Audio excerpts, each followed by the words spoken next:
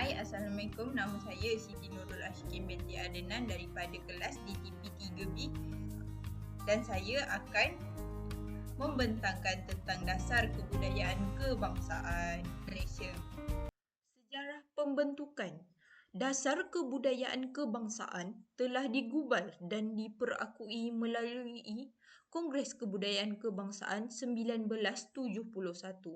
Kongres ini boleh dianggap sebagai lanjutan daripada Kongres Rakyat 1956, iaitu Kongres Kebudayaan Melayu. Kongres ini dirasmikan oleh Perdana Menteri kedua, iaitu Tun Abdul Razak Husin di Dewan Tunku Kaunselor Universiti Malaya Kuala Lumpur. Kongres ini dianjurkan oleh Kementerian Kebudayaan, Belia dan Sukan. Prinsip utama terdiri daripada 3 prinsip utama, iaitu berteraskan kebudayaan rakyat asal rantau Melayu sebagai tunjang dasar kebudayaan kebangsaan.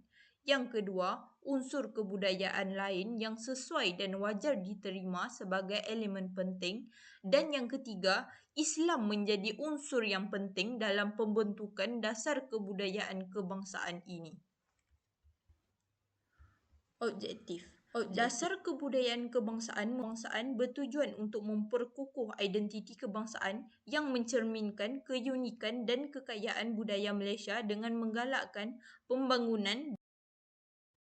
Selain itu, dasar ini juga menekankan tentang kepentingan pemeliharaan dan perkembangan warisan budaya Malaysia dengan melindungi dan memelihara warisan budaya yang merangkumi seni, adat rasam, bahasa dan tapak sejarah. Dan yang ketiga, dasar ini telah mengiktiraf dan menghargai kepelbagaian budaya rakyat Malaysia sebagai sesuatu kekuatan yang menyumbang kepada perpaduan nasional.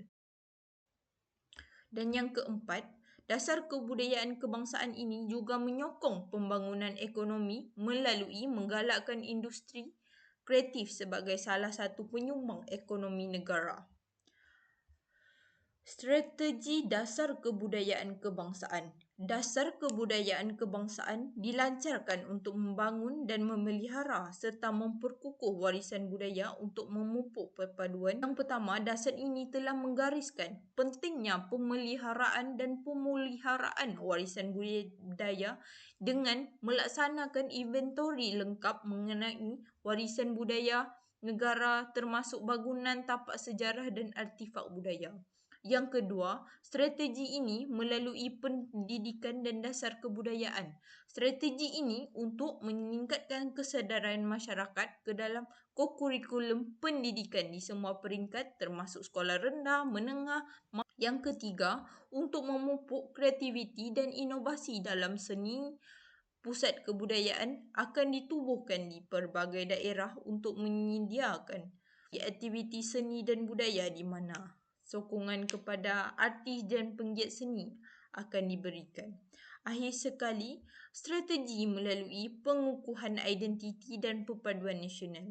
Dasar ini telah menekankan pentingnya pengukuhan identiti kebangsaan melalui pengenalan simbol-simbol kebangsaan.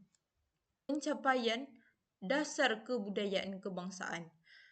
Yang pertama ialah melalui undang-undang pemeliharaan dan pengiktirafan warisan budaya, pihak berkuasa telah melaksanakan program pemeliharaan dan pemuliharaan warisan budaya. Yang kedua, pencapaian ialah melalui peningkatan kesedaran dan pendidikan budaya dalam kalangan rakyat.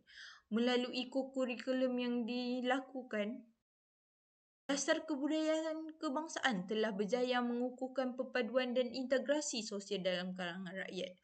Dasar kebudayaan kebangsaan juga berjaya mempromosikan budaya negara di peringkat antarabangsa melalui penyertaan dalam festival budaya kebangsaan, pameran seni dan lain.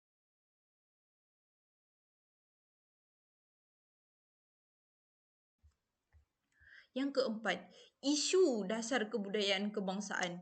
Pertama, Malaysia terdiri daripada pelbagai etnik dan budaya dan perkara ini membawa kepada cabaran dalam membina satu identiti yang kuat.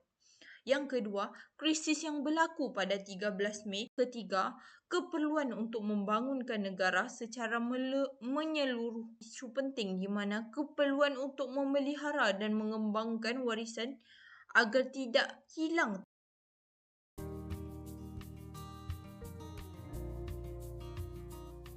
Apa yang dapat kita simpulkan daripada dasar kebudayaan kebangsaan ini, dasar ini diperkenalkan untuk memupuk perpaduan kaum di Malaysia kerana adanya isu di mana telah berlakunya peristiwa 13 Mei yang menyebabkan pembunuhan antara kaum di Malaysia, dan dasar ini diperkenalkan untuk memupuk perpaduan dan kerjasama antara kaum di Malaysia untuk memastikan kemerdekaan dapat dicapai dan dipertahankan dengan lebih lama.